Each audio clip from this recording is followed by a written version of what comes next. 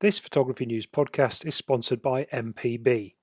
There's never been a better time to make good use of your kit, inspire others, make some extra cash, and make a difference. Sell your used kit today at mpb.com/sell and let someone else love it as much as you have.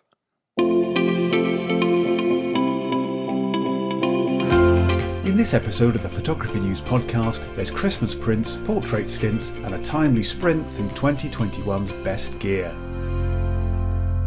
Hello and welcome to this latest episode of the Photography News podcast. It is our 34th and it is the last of 2021. My name is Roger Payne. I'm the editorial director at Photography News.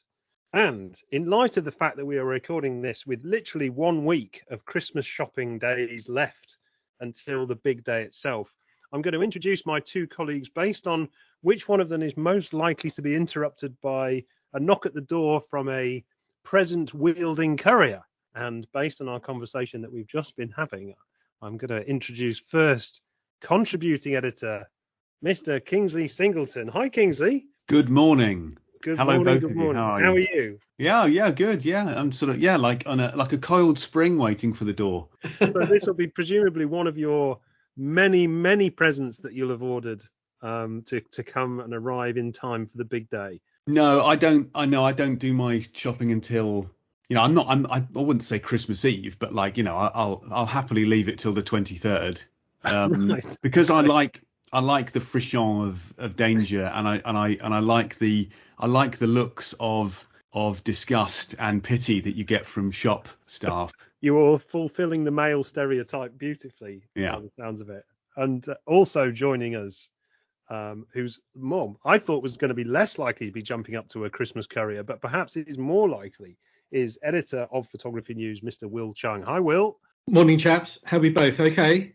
We are good, I think. So it sounds like you could more likely be interrupted by a Christmas present wielding courier. Well, it's very possible. I'm down with my partner Annie this morning for this podcast, and I know because I've already heard all the notifications on her smart device, but Amazon could be dropping off any number of things over the next hour or so.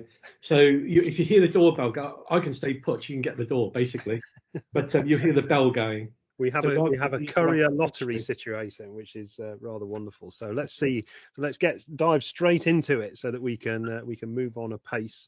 And let's start, as we often do, talking about what we've been photographing since we last got together. So Will, I'll come to you first, because it sounds like you've been busy making presents as well as ordering them. Well, that's right. I mean, I'm doing a few photographs, but mostly test things rather than anything special. That's partly because the situation, as we all know, with the pandemic in December is ever evolving. So it's kind of keeping away from people, and the weather hasn't been great, and et cetera, et cetera.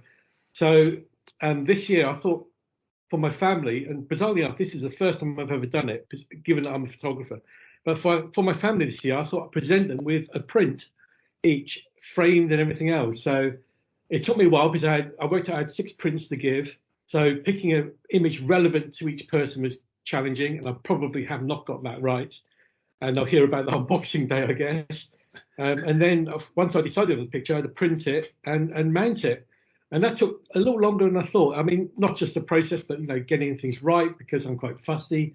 So I did a couple of copies of each, and then just cutting the things up and getting them into a matte mount.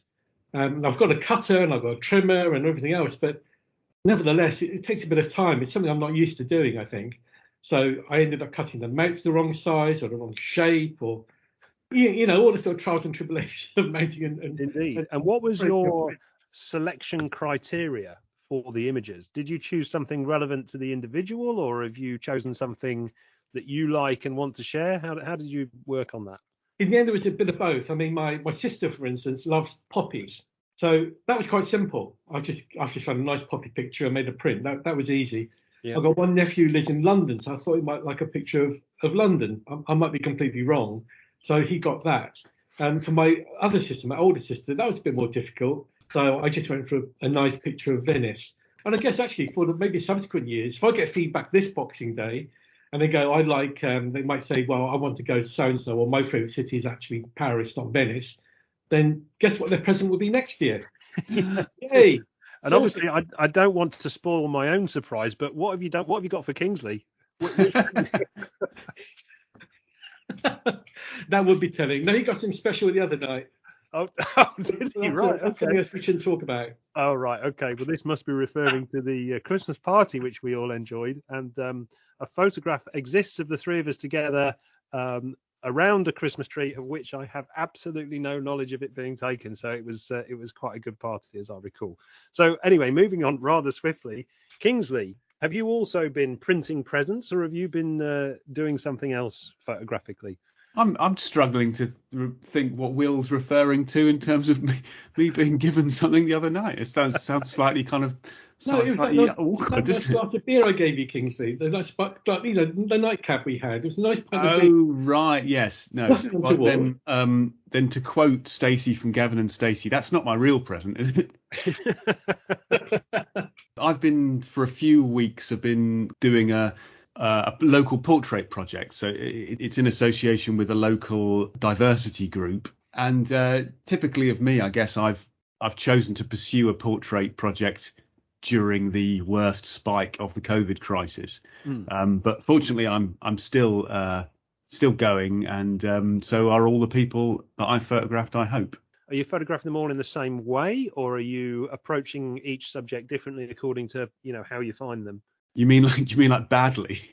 Well, I'm taking it as read that it's badly and with a 300mm lens. But I'm just wondering, whether your stylistic approach is got to be coherent as one style, or whether you've got more free reign than that. Well, yeah, definitely. I think because they are destined to end up in like an exhibition in the local arts centre, which has been sort of booked for August next year. So roll up. I actually haven't used the 300mm yet. I'll have to give that a try. The longest I've got to was yesterday. I went to shoot some pictures of a local harpist, and we did it in the grounds of the local stately home. And I did end up using 70-200 for that, because I wanted to get a bit kind of further off and compress the background a little bit. But yeah, like in terms of style, I did think about that quite early on, because it is going to be an exhibition, and therefore obviously these things are going to be seen all together at the same time, so they have to have some sort of level of coherence. So what I've tried to do is, in terms of subject matter, shoot what I would consider kind of environmental portraits. So, pictures of these people doing the things they do, even though like a harpist in the middle of a stately home ground is not, I suppose, strictly an environmental portrait, because, it's a little bit more kind of removed from reality that way. But I've also kind of, I decided that I would try and shoot everything kind of fairly wide open as a consistent look. I decided that I would try and use flash throughout. I mean, unless it completely wasn't needed. But to be honest, like I've kind of found that usually it is needed. Like even in situations, I mean, the light in the park was pretty nice, but a little bit of flash definitely, helped, because I like being a typical kind of, technical journalist. I also took before and after pictures. Like I started off and did like a shot without the flash, and then compared it to sort of the others, and like it's just one of those. It just gives you the controllability, doesn't it? And given that your normal specialism is to photograph portraits of slightly more furry subjects than people, how are you finding the step between four-legged and two-legged subjects? Is it the same? Is it different? I mean, how are you finding it? Well, for me, it is a little bit different, I guess, because and I quite often end up talking to the people that I'm shooting about that. That I'm not the greatest. I don't think I'm the greatest communicator with subjects that I'm shooting, but right. But you can almost break the ice by saying that. And generally, I think you just, most of the time, particularly with styles of portrait like that, you just end up talking about what that person does. And, that ends up bringing out their character a little bit more. But I'm sort of also kind of experimenting with kind of things like, because you don't obviously just want it to be like a grip and grin. You want people looking a little bit thoughtful maybe. And so like I'm experimenting with stuff like trying to shoot them when I'm talking to them. So like when they, hopefully they're looking thoughtful and pained expression on that. Exactly, yeah. They're just sort of looking at their watch, a lot of them looking at their phone. It's going all right so far, and I think the main thing I'd actually take from it is that it's got me out doing something different. So you haven't, for example, taken a bag of treats with you to toss towards them at various angles as they're no, and there's no like holding a tennis ball slightly above the camera. Although maybe I should try that. Yeah, excellent. Well, in a kind of similar vein, I've had a fairly barren few weeks in terms of photography, but I am attending my granddaughter's second birthday party, hopefully tomorrow. And I've been asked to go as sort of official photographer, as well as obviously grandparent, probably but official photographer more than grandparent. And so I'm sort of deciding what kit I should take, and I can't decide whether just to go with my simple X100S and just photograph it all with that, or whether I should actually go with an interchangeable lens. I'll take a flash along with me as well. But it's kind of, I suppose it's that sort of dilemma of being known in your family as being the photographer, which then means that you're invited along to stuff in that capacity rather than just to go along and have a bit of a knees up and eat lots of cake and have a few drinks. I mean, if you don't want to get invited back, you know exactly what you need to do. Well, what's that? Well, I don't know, leave the lens cap on, take everything out of focus. Well, that goes without saying. I mean, the pictures will be terrible. That goes without saying. So, hey, there we go. I mean, do you have a plan? Like, are you going to do anything, outside of the norm? Are you going to make it quite formal? Are you going to bring people together to do that kind of thing? Or are you going to sort of wander around and try and like reportage it? Well, bearing in mind it's just at their house, and it's a nice house, but it's not particularly enormous. It's going to be quite tricky to do anything sort of formal without it looking very sort of Victorian, I think, everybody sort of sitting on a couch or something like that. Well, I'm thinking, Roger, isn't this a chance to get out your XE4? I mean, take the interchangeable lens camera, maybe if you've got a fast wide lens, shoot wide open. There's some nice candids of people's interaction with some nice daylight coming through. Well, assuming there is any by the time you get there, some nice daylight coming through the windows. I mean, I think it's a great opportunity to take some nice pictures without being formal about it. Yeah, I can lay my hands on a 56mm f1.2 relatively easily, which I'd be able to take that along maybe and get some stuff with that. I think I'm kind of erring, I guess, maybe more towards the interchangeable lens thing. But then again, I do like the simplicity and just the hassle freeness of the X100S. So yeah, go on, Kingsley. But I mean, it is an intro. Like, it's shooting that kind of stuff in someone's house is like it's almost like a photography obstacle course that you have to sort of mentally and also physically kind of get through. And also, having been invited in that context, you feel a certain amount of pressure. So you're going to be going in there and thinking, your brain's going to start problem solving the minute you go in there, isn't it? You're going to be thinking about like, where's some good light? Do I shoot kind of against the light? Do I try and kind of unclutter these kind of rooms somehow? Not that I'm suggesting your family have got cluttered rooms. But it is like that. You're not in a stately home. There's not going to be immediately clear ways of shooting stuff, are there? I think not, and I think probably the easiest solution is just to turn up and go, do you know what? I've forgotten my camera. Yeah. Anyway, okay, good. Well, I shall report back in the new year when we record another podcast then. But let's move on, and Will, I think it's probably a perfect time to give us a quick plug for the next issue, and of course the last knockings for the PN 2021 awards, of course. Yeah, indeed, Rog. I mean, you mentioned the awards, so let's start with them first. I mean, they actually close on January the 5th, 2022. It's something we've been promoting for the last few pods and then the last couple of issues. So if listeners and readers have not voted yet in our awards, then please get along to the photographynews.co.uk website, follow the link and please register your vote. We'd love to hear what you think about the kit available and the services that you've experienced over the past year. But in the issue itself, Rog, I mean, issue 95, which we're working on now and we're closing soon after Christmas. I mean, it's we've got a couple of tests in there, our usual first array tests. We've got a camera test, which is on the Fujifilm X-T32, and that's kind of an evolution of an existing model, basically with some beefed up AF modes on it, primarily for the still photographer, and that came across really well.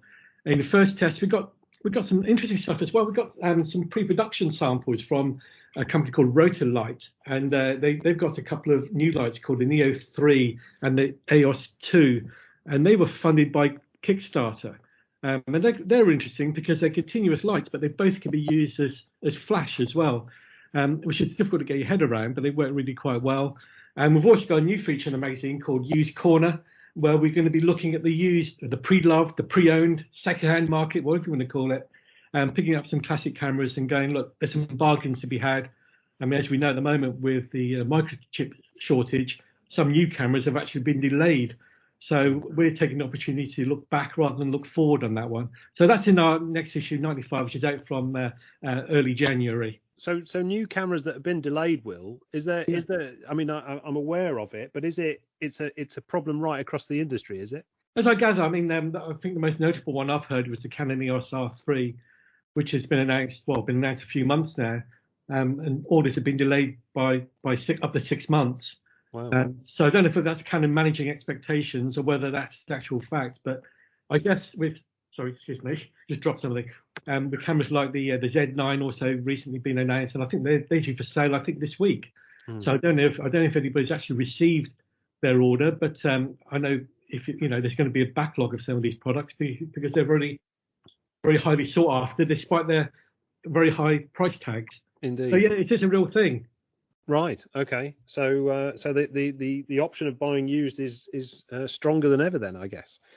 Yeah, and also I think there's kind of it's interesting looking back as well, some of the cameras. I mean, I've been did a bit of research on this. I've picked 2 or 3 models I thought for the next 2 or 3 months that I'll be covering, and they're still darn good. I mean, the one I've featured in this coming issue is the Nikon D810.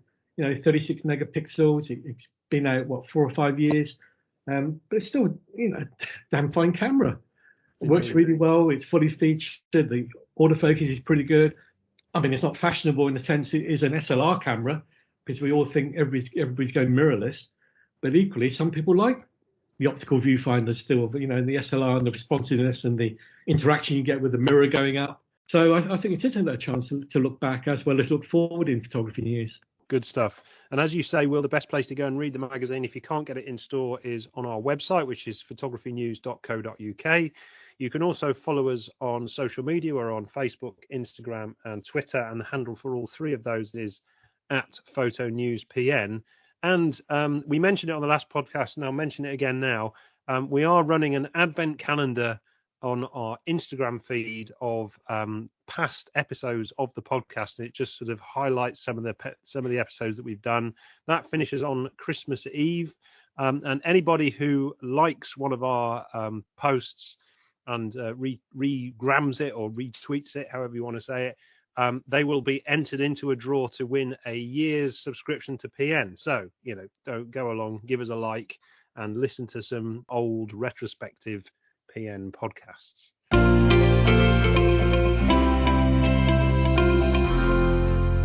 This Photography News podcast is sponsored by MPB. Use their free online valuation tool to instantly find out exactly how much your gear is worth.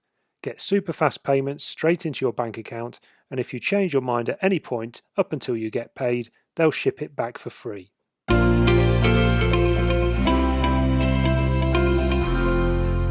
So, moving forward, given that it's coming to the end of the year, and where are we? The 17th of December is our date of recording. We thought that we would have a little equipment-based look back as to what we've seen over the last year. As you've already said there, Will, there has been some products held up, but there's also been a lot of products to enjoy in 2021. So, Will, I'm going to come to you first. In terms of cameras then, there's obviously been quite a few to choose from. We've had some major launches from Sony, from Canon, from Nikon, from Sigma, Fujifilm, etc. Everybody's brought a camera out pretty much. Yeah. What are your particular highlights out of all those, would you say? Rog, that's quite a challenging question. I think we've seen some very notable products. You mentioned some of those. I mean, I enjoy using the Sigma FPL. I recently had the Fujifilm GFX 50S Mark II in my hands, and that was rather wonderful. So those are cameras that have been through the magazine and through the test process. Some cameras haven't, and I mentioned the Nikon Z9 a little while ago. I haven't seen that yet, but that looks incredible. And you could argue that the Canon EOS R3 looks pretty impressive too, although it's kind of got a lower pixel count. And Sony have done some amazing things. I mean, the A1, which came out, it was announced earlier in 2021, and the Sony A7 IV, which is receiving good reviews. I mean, there's a whole bunch of new kit, Rog, which has been very, very impressive. And I know some of these products are top end in price, particularly the pro cameras. And I suppose if I'd pick a highlight, one which maybe I'd like to explore more, bizarrely enough, would be the Sigma FPL, which is it's the smallest full frame camera around. It's 61 megapixels, so it satisfies my need for megapixels. But I like the idea of just stuffing if they've got such a thing, a pancake lens on it. I'm sure I can find one, and walk around with it as my compact, as my street photography camera. I haven't had that opportunity, and that sells body only for £2,000, which sounds to me really good value. Well, I mean, I've not had experience of the FPL, but I was going to ask you kind of when it comes to stuff that gets you excited in terms of a new product launch. What is the stuff that kind of makes you sit up and take notice the most, Will, when it comes to new products? Well, for me, I suppose it's something which I can think that would do my own photography some good. And some of these obviously do. You know, when you get a new lens mentioned, you think, oh, maybe I could do that with this, that, or the other. But strangely enough, one of the most exciting things for me this year has been software. And the software I've picked out is something called Dxo Pure Raw. If people haven't seen it, go onto the website. You can try a free download. I think there's normally a 30-day trial version available. It costs 115 quid. But the beauty of Pure Raw is that it actually basically tarts up your raw files. So if you've got, and I've got raw files dating back to 2002, so it's quite a long time. But you can go back to your very old raw files and reprocess them through Pure Raw. And the noise reduction it's got on there, it uses something called Deep Prime to get rid of the noise. And it's kind of got this advanced de-mosaic algorithm. But it's done some amazing things to some of the pictures I've got from old, where I shot on high ISO because I didn't have a choice. They're on RAW, and they're from lower resolution cameras. And I've been using this particular software and going back in time, going, actually, I remember that picture from so-and-so. For instance, I went to Antarctica in 2003 and shot on a 6 megapixel Canon, and sometimes had to use high ISOs. And I put those RAWs through Pure Raw, and it's amazing. To answer your question, what excited me was the fact I thought it could do my own photography some good, basically revitalizing my archive. So how does that work? So that it's like a sort of a preamplifier, is it, before you then stick it back into your normal RAW processing software? Yeah, that's right. I mean, basically, it works with most files. It doesn't work with Fujifilm RAWs at the moment, although DxO, oddly enough, have got an option for that in beta at the moment. But basically, you copy the file and download it onto the interface of Pure Raw, and you just click process. You can't control anything, and then it delivers the DNG file, and you basically have that imported back into your normal workflow software, be it Lightroom or Affinity, wherever you use. And then you can edit it from there. But basically, it just, if there's nice detail, that will get sharpened and crispened up. The noise level, if there is any additional noise level and artifacts, that's all been kind of repaired. I mean, to be honest, it doesn't work miracles as such, but it does a damn fine job. So it doesn't re-export it in its native format then. So if you put a Nikon, a Nikon RAW, an NEF file into it, you can only get a DNG out of it, right? That's right. It's DNG or a JPEG, and of course you have to edit again. I mean, they're obviously, it does involve a lot of work because all the parameters you had in Lightroom for that particular file, you then have to reapply, but you have to reapply them differently because it's a different sort of image. Yeah. But I've made some images. I mean, the aforementioned Christmas present project for my family, and I mentioned those presents, by the way, knowing that none of my family will listen to this podcast before Christmas. It's remarkable. I've got some nice, not huge prints, but like 2016 type size print. They look really very, very good. Kingsley, that sounds like something that'd be right up your street. I can totally see the benefit of that, and it sounds really interesting. Although I'm feeling a little bit phobic about it, insofar as those kind of denoise AI kind of things, like where you see before and after pictures, and basically it's inventing detail through artificial intelligence. And so at that point you start to think well, what is real in this image anymore? Do you not right. I know it's a bit more of a philosophical question, and also I spoke from a simple sort of management point of view. I have enough trouble keeping up with the stuff that I shoot, now, rather than thinking, you go back to try and resurrect things. I mean, God, it would open up like a Pandora's box of possibility, wouldn't it? It is, Kingsley, and you're absolutely right. It has taken up a lot of time, and don't get me wrong, it has sapped up a lot of energy over recent weeks, reworking some pictures. But I think it's worth it. I mean, and let's face it, I'm sure between us we can muster a few decent pictures between us, but we won't have thousands each, will we? So, if you went and picked your favourite 10 and reworked them, I'm sure it wouldn't take you that much time. So I'm not suggesting you rework every single picture in your archive, but the ones that you really liked and you thought they were spoiled a bit by noise or the lack of detail, try Pure Raw. Give it a go. Try this 30-day sample. So Kingsley, coming back to you, obviously I started off that part of the conversation with asking Will about his sort of highlights from a camera perspective. What about you? What are your sort of camera highlights from this year? I know he's gone massively off piste there, isn't he? He did go, but then so we've pulled him back out of the trees.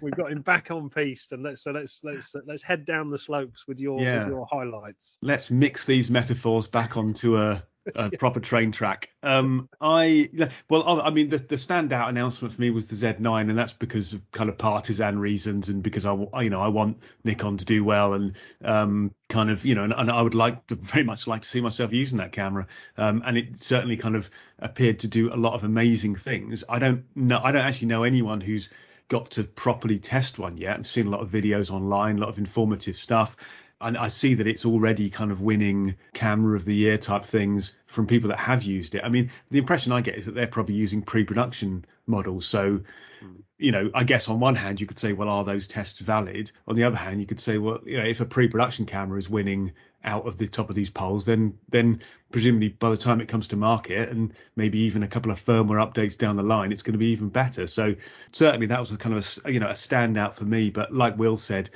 it's been a year of just kind of staggering specification, hasn't it? But like amongst all that, and again with my sort of Nikon fan hat on, I was really pleased to see the Nikon ZFC, the APS-C Z mirrorless camera, with its kind of retro kind of design, and having very briefly handled that, I thought it worked really well. It was a nice camera to use. It was small, it was light. The only thing lacking from that right now is that it's questionable how many lenses Nikon will bring out in its kind of SE. So there's one lens that came out with it, the 28mm f2.8 SE, which is kind of styled to look a bit like the rest of the kind of the retro vintage look to the camera. There's a 28mm f2.8 regular version, and there's this SE. There's as far as I know, there's no plan and certainly no visibility of a 40mm f2 SE, which is exactly what I'd want to see from that camera. And I appreciate that it's a bit of an ask for a company to kind of produce two versions of every lens they do, but to support that camera and the reasons people are buying it, which are in no small part aesthetic, I think. I'd genuinely like to see more lenses. But I mean, I suppose on top of that, you can look to third-party manufacturers who'll start bringing out retro-styled lenses. You've done it. I've noticed there that what you've done is a bit of a Waldorf and Stadler moment from the Muppet Show, where you started off by saying, I really like the fact that Nikon have brought this out, and then you've ended up saying, I really don't like the fact that they haven't brought lenses out for it. Well, yeah, I mean, I guess to back up the reasons for bringing out more of these kind of retro-styled lenses is that, I mean, certainly some reports I saw were that camera was doing very, very well certainly in Japan, where a lot of people have taken to it in the same way that a lot of people took to the way that Fujifilm sort of reinvented kind of their product line and kind of brought out those kind of slightly vintage style, getting people back to the kind of the more tactile kind of way of using cameras. So and I suppose building on top of that, the idea that it's a ZFC and presumably the C means compact, I would love to see a full frame version of that. But again, are you going to want to buy like a retro themed camera and then stick a load of kind of modern lenses? I mean, arguably it doesn't change what you do, but maybe it changes the reasons for kind of investing in that kind of stuff. Indeed. Will, thoughts on the ZFC? Well, it is an interesting camera. I mean, and to be fair, I do like the retro idea. The disadvantage for me was, and the negative for me was the fact it was not full frame. And I did buy, I mean, going back a couple of years when Nikon came out with the DF, which was a similar sort of thing, an SLR retro Nikon. I ended up buying the DF because I liked its retro looks.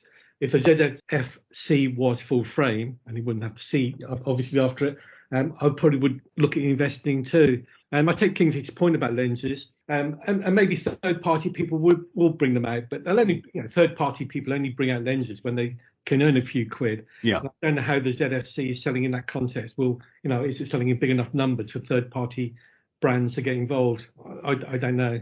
Interesting stuff. So Kingsley, jumping back to you. So after Will extolled the benefits of the Dxo software, in terms of outside the sphere of cameras, what's kind of stood out for you this year in terms of innovation? Well, a couple of things really. I mean, so I was going to mention the Elinchrom 1 flash system. There are some things that it does that are innovative, but it was more of a kind of I think the way it's kind of managed to change the way that I see myself kind of going and using flash. Because so give an example, going back to what I said at the start about this portrait project. So I managed to stick both of the flash heads that I took with me in the top of my I've got like a low pro powder rucksack, which has kind of got like a camera section and a top section, and I could stick the two flash heads in the top of that, camera stuff in the bottom, carried a pair of lighting stands, and you're sort of kind of good to go. I mean, so like, that was definitely something that's been like a highlight for me this year. As well as that, recently we've seen tripod manufacturers bringing to market what they're calling waterproof tripods. Now, no one has ever had a tripod dissolve, as far as I know, but like the benefit of these is that they basically make using tripods in harsh conditions easier. So you can put it into salt water, you can stick it into snow, into mud and stuff, and there won't be any sort of ingress into the joints, which is a particular moment. As anyone who's ever kind of brought a tripod back from the beach and where it's been inundated knows, what you genuinely should do if you want to, unless you want to lose the usability of that tripod, is immediately take it to bits, clean everything, get the salt, get the sand off it and stuff. And these tripods, so there's a Benro Hydra 2, I think it's called, and a Leo Photo Poseidon. They sort of genuinely present a, what would you call it, a sort of like a better workflow, I suppose. And I'm sure they'll soon be joined by a Manfrotto Kraken and a Vanguard Octopus. Presumably with the associated with the requisite number of legs as well. Exactly. Yes. Excellent. Yeah, no, there's some good stuff there. I mean, yeah, the idea of waterproof tripods, is definitely quite an interesting idea. And although I've not used either of those ones, they definitely appeal. But not only because it just saves a load of time when you come back, doesn't it? You don't have to start dismantling your tripod to get it clean. Will, coming back to you, before we move on from this sort of highlights of the year, let's talk a little bit about lenses. I know that you've tested a lot over the year in the mag, and there are some interesting ones on the horizon. I think I noticed yesterday or maybe the day before, Nikon have announced that they're putting together an 800mm. But what about stuff that you've tested or you've used that has really kind of stood out for you? Well, this year's been a very good year for lenses, to be fair. We've had some quite incredible optics. I mean, there's some which, of course, have been kind of system replacements for existing kits. So, for instance, Nikon brought out some macro lenses this year, the 105-28 for the Z system, and I've got the 105-28 for the SLR system. So I tried that and I thought that's really nice. It was much lighter. The quality was much better. Canon also brought out a 100mm macro lens to replace the one that was available in the EF system. So there's been a lot of that where lenses have come along to replace or to offer in their new system what they already offer in their old system, if that kind of makes sense. But for me, though, a couple of highlights were kind of out of the blue in a way when I'm thinking back to the launch. And there were two lenses from Canon. And I mean, you mentioned that Nikon 800mm lens, but that is a conventional lens in the fact it's got an adjustable aperture. But the two lenses I'm talking about are the Canon 600 and 800mm f11, and they were fixed aperture. And we have seen fixed aperture lenses before, particularly mirror lenses, but these were fixed aperture zoom lenses that collapsed down. So when you traveled, it was much more compact. And when they came out, I thought, to be honest, it was a bit of a joke to start with. And they were good value, about £1,000 thereabouts. I think the 600 is a little less than that now. But when I tried them, amazing. I mean, because of the high ISO performance of their RF cameras is so good, and I tried these on the R6 a while ago, and I was shooting at 3200 ISO at f11 in the back garden here, and there's a fox out here, and it was sitting in the grass in dull light, f11. And a few years ago, I wouldn't have thought that possible, but I thought they were quite remarkable lenses. I know they're not for everybody. They're very specialist, and there's still a decent amount of money.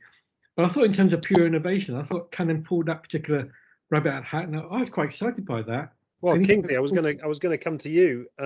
So innovative lenses. Have you used many? Is it going to be Nikon again? yeah, all the Nikon. I know the one that kind of stood out for me when I was kind of thinking about it was Tamron brought out a 35 to 150 f2 to 2.8, with a bunch of numbers and letters after that. And the interesting thing about that for me was just that it's unusual. It's well spec'd, it performs really well. I got to use it briefly, but it's genuinely doing something unusual. And the last lens I remember having the same sort of outlook was, I'm going to get this wrong, but there was like Will help me here. There was a Sigma zoom, which was like an f1.8 zoom. It was an APS-C lens. This Tamron lens is a full frame lens, but there was a Sigma zoom, which was like a 1.8 zoom. But like, again, it's doing something different. It's kind of, it's pushing things kind of forward, giving people kind of different opportunities. And like this f2 to 2.8 is, obviously you're losing a bit of light, but like basically you've still got a 150-2.8 lens. It's it's a very usable kind of telephoto optic for like portraits, bit of sport, maybe probably not quite long enough for wildlife, I guess, unless you're shooting an elephant. But and it's like it's not heavy. I mean, it's like it's just over a kilogram compared to like I guess you'd expect a Pro 70-200 f2.8 to be what 1.3 1.4 kilograms. So like it's sort of genuinely sort of eyebrow raising, and like and all you can hope for stuff like that is that it does well, that and not because not to make people money or whatever, but just to like, well, actually no, yes, to make people money, so they carry on innovating and they carry on kind of doing interesting things. But presumably in terms of like that focal range, that and the maximum aperture setting, that is primarily a portrait lens, right? So the 35mm end is for groups and your environmental harpist in the middle of stately home. Yeah. And then all the way through to a 150, which is nice for a nice sort of tight head and shoulder shot. So that's got to be the target. Wedding photographers. Yeah, that's a pretty solid way of looking at it. Yeah, I mean, but sure, you could use it for landscapes as well, couldn't you? I mean, a lot of I know people kind of often think about landscapes as being something where you'd go straight to a wide angle, but like you could shoot a decent landscape at 35. You can get some details on a landscape at 150, that kind of thing, or maybe you twin that lens with a 14 to 24 fast lens, and suddenly you've got a lot of kind of light gathering capability across a very an even wider kind of focal range. And do you know how many fitments that lens is available in? I mean, Nikon obviously. I know. I think it's only Sony. I think it's only a Sony. Oh, it's only Sony. I think it's only a Sony E mount actually. That's right. Oh, right. I think it will be interesting, Rog, because that's a good point you make. Because Tamron have focused a lot on Sony E mount lenses over the past 18 months, and that particular lens, I'd love to see it in a Canon and a Nikon and other fittings. I think we'll all benefit from it. So is that also potentially a video-driven decision then? Because obviously a lot of people are using Sony to shoot video with. So I'm wondering if they're seeing that as a focal range that is also very usable as a video lens. Potentially, I think they'll primarily be Sony doing so well because in terms of camera numbers, I think they're number 2 to Canon in overall market. So Nikon are now number 3. So I think in terms of it's size of market as much as anything, Rog, where for the Sony E market.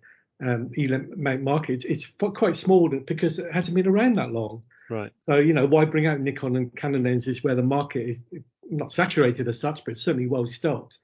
But for the Sony E mount, maybe because Sony haven't got all those lenses in their system, that Tamron see an opportunity. Absolutely. Well, look, there's some really good stuff there, chaps. Some really nice innovations there. Some good points made. Obviously, we'd love to hear if as listeners you've got any particular highlights. Any products that you've really seen and loved or bought and are enjoying using. do get in touch with us. The best way to do that is on our email address, which is podcast@photographynews.co.uk.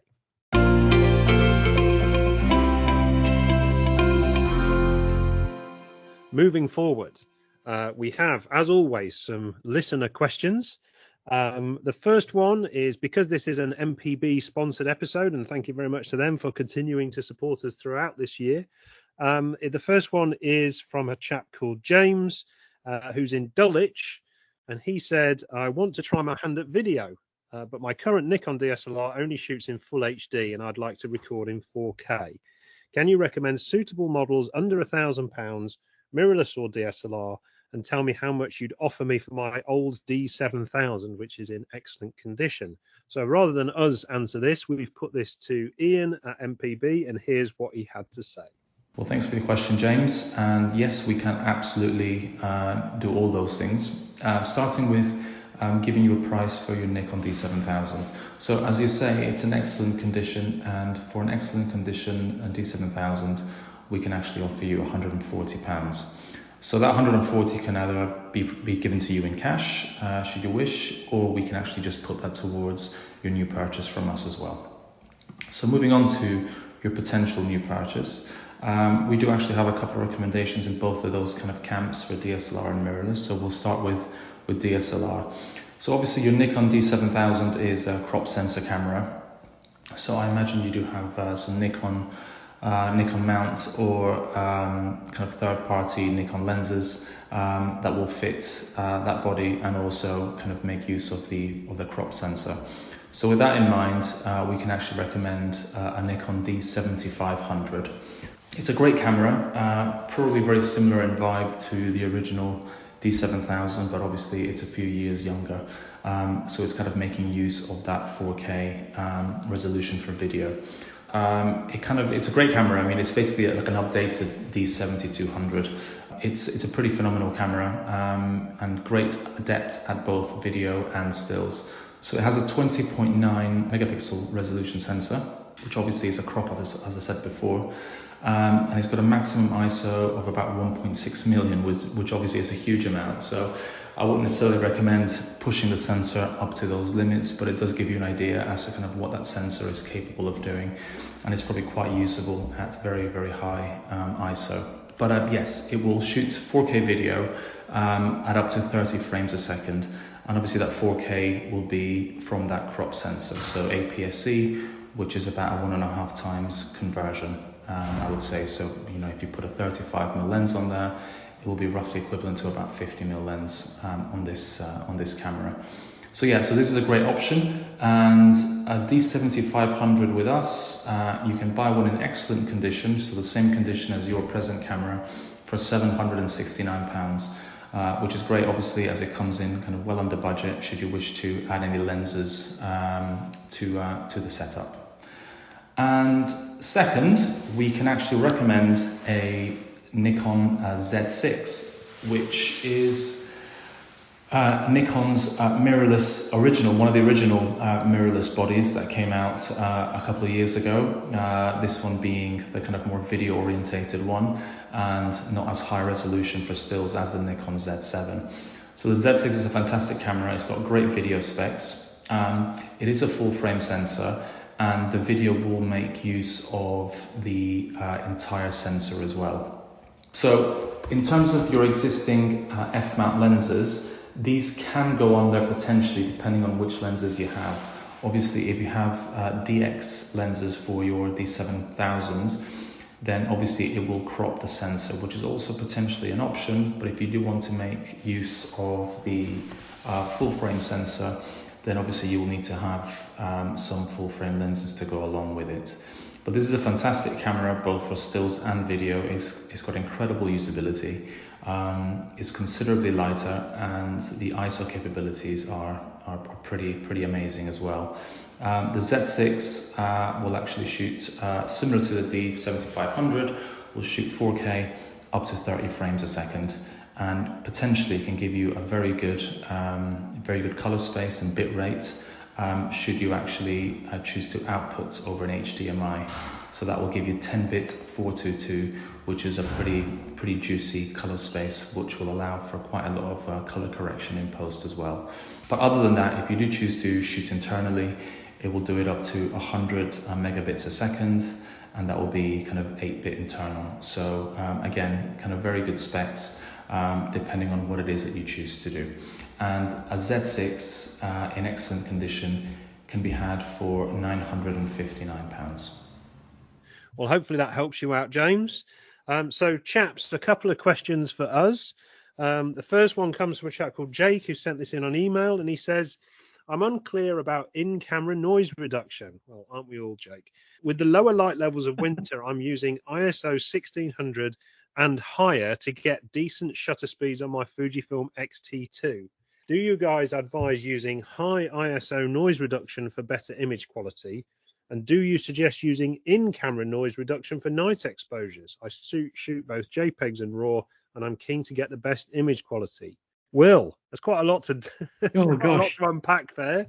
Yeah, thanks, Jake. What do you reckon? In-camera noise reduction, use that, or high ISO noise reduction? What do you reckon? Well, I think the first thing to think about is what you're using your images. Sorry, what files are you using from your camera in terms of further process? So if you're using straight out of camera JPEGs, then yes, I would suggest using whatever noise reduction suits you, subject to doing a little test, because normally these high ISO features, NR features, have levels of effectiveness. So if you set a high level of high ISO noise reduction, what it can do is actually impact on image quality, because it smooths things out, it makes things slightly false. So I think one thing Jake needs to do is decide, is he using his JPEGs or his RAWs?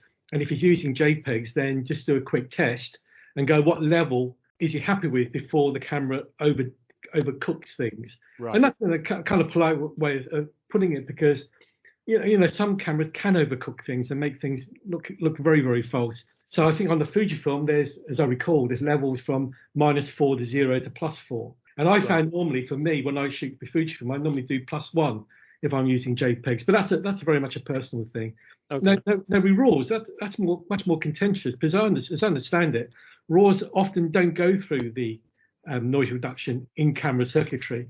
Right. But then I hear from some brands that their RAWs do go through this in-camera noise reduction circuitry. So that's a bit more vague, but certainly I would use it if I was shooting ISO using JPEGs out of camera, subject to, like I said, to quality, and also the fact that if you're using long exposures and you've got noise reduction on, what the camera does do is shoot a dark frame, which basically doubles the length, on most cameras at least, it doubles the length of the exposure. So if you're doing a night scene and giving it 1 minute, and you've got, in-camera noise reduction set, the camera, after the exposure is finished, the camera then takes another minute to do a dark frame, during which time the camera is inoperable. So you have to be a little wary with this in-camera noise reduction thing, because it can slow you up. And presumably if you're doing something, I mean, Jake doesn't specifically say what he's photographing at night, but if he's photographing, for example, star trails, then you've got to turn your noise reduction off, right? Because otherwise you'd have a stuttered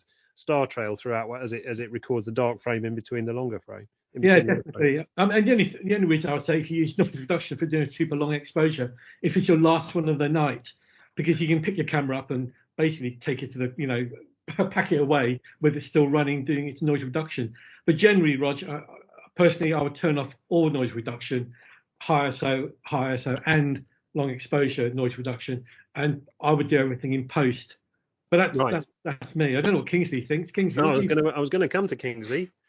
Noise reduction, Kingsley, yes or no?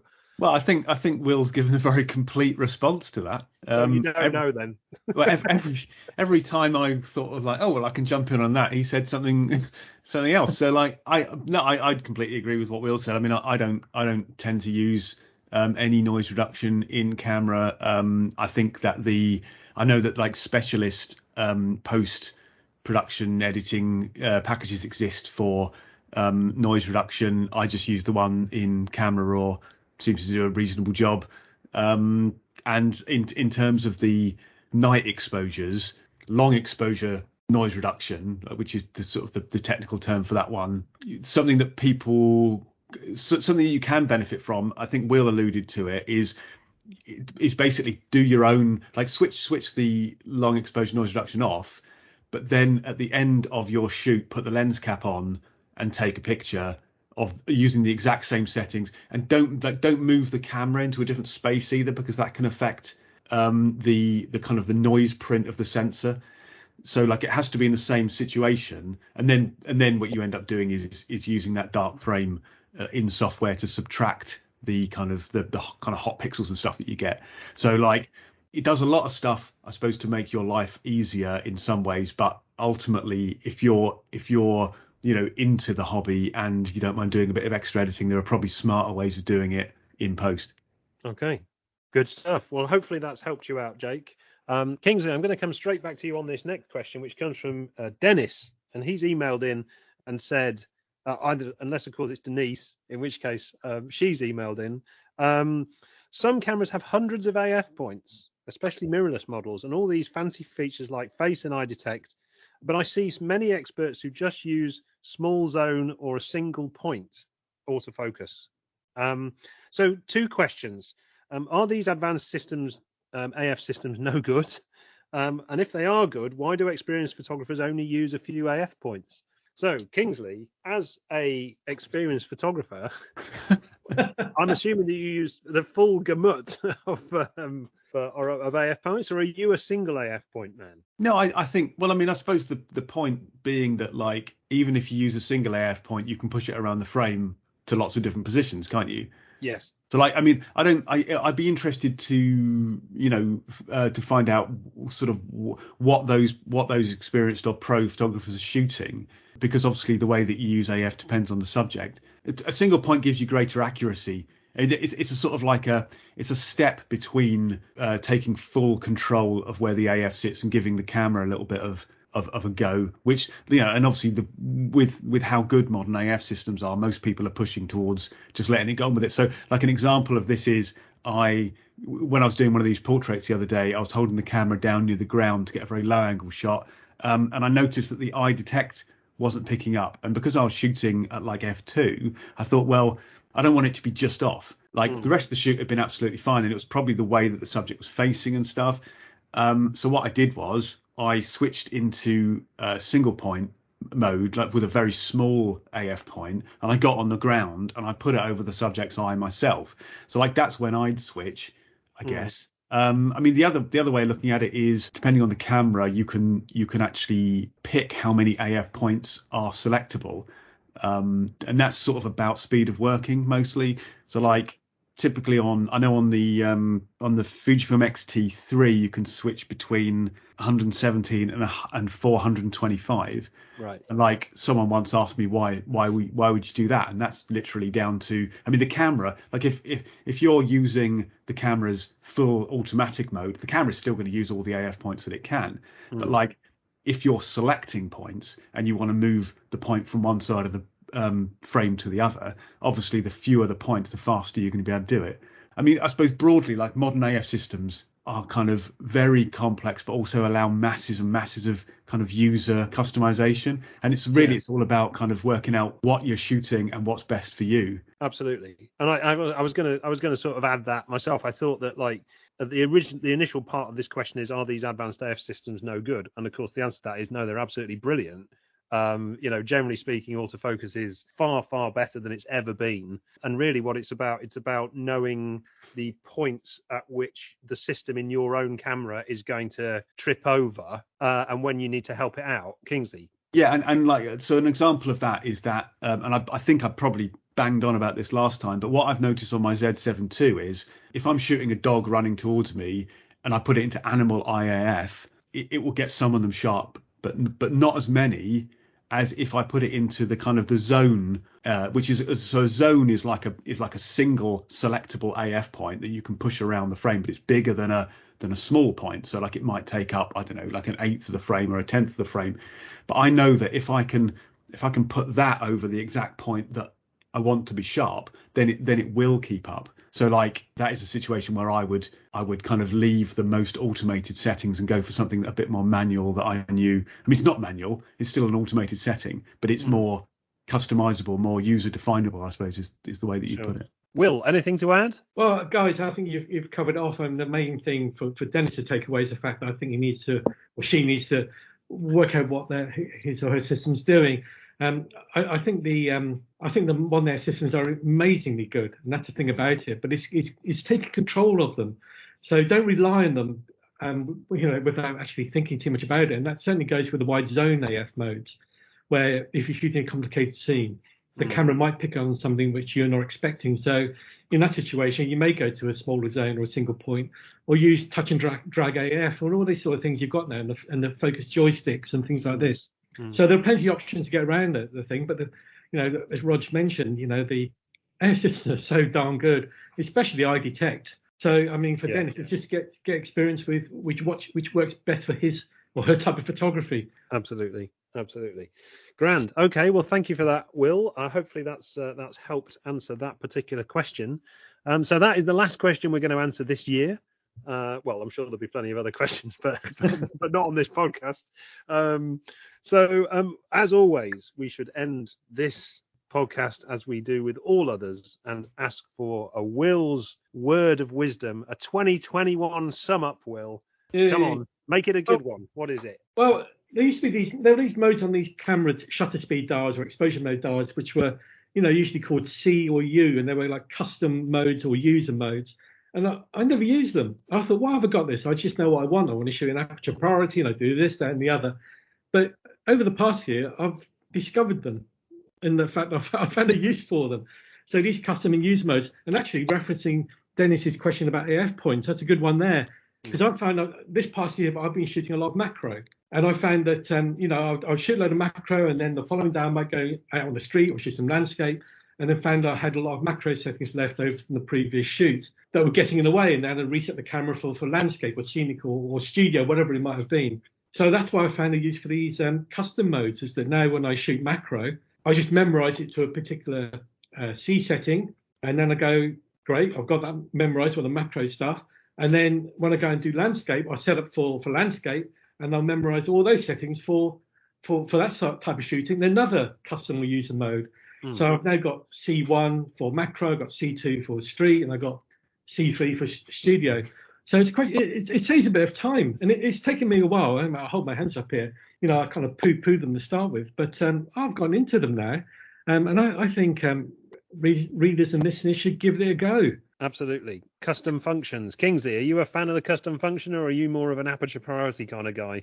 I'm gonna go for an early New Year's resolution here and do what Will says, because I don't use the ones on my camera enough, and basically I go as far as I do a bit of button remapping for the stuff I use more often.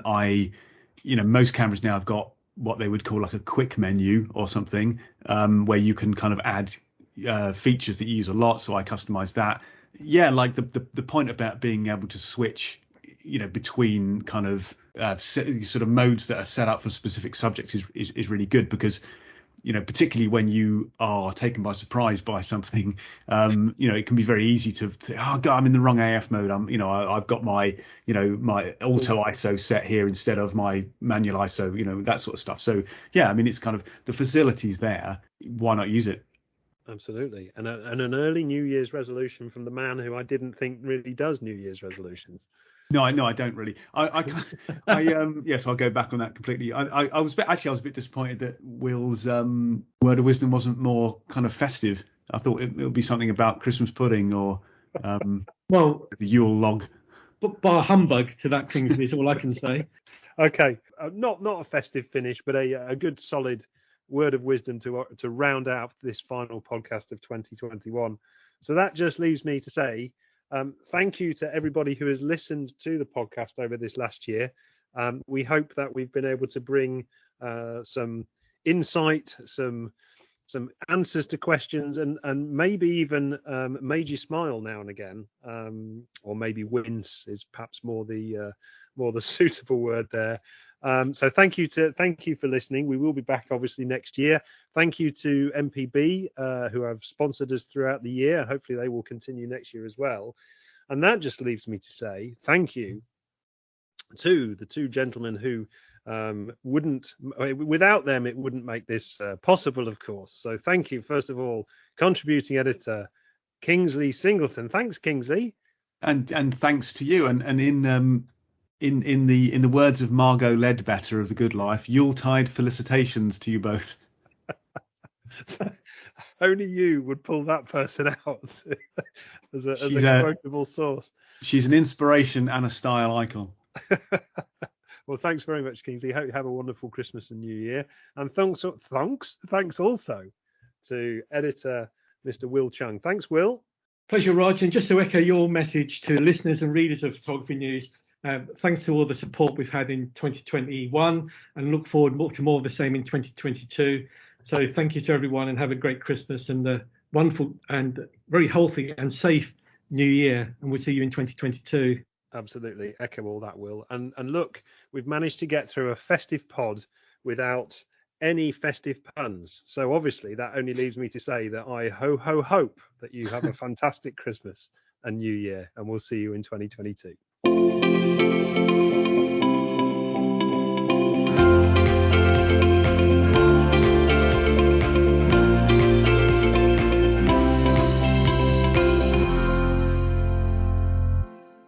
This Photography News podcast is sponsored by MPB.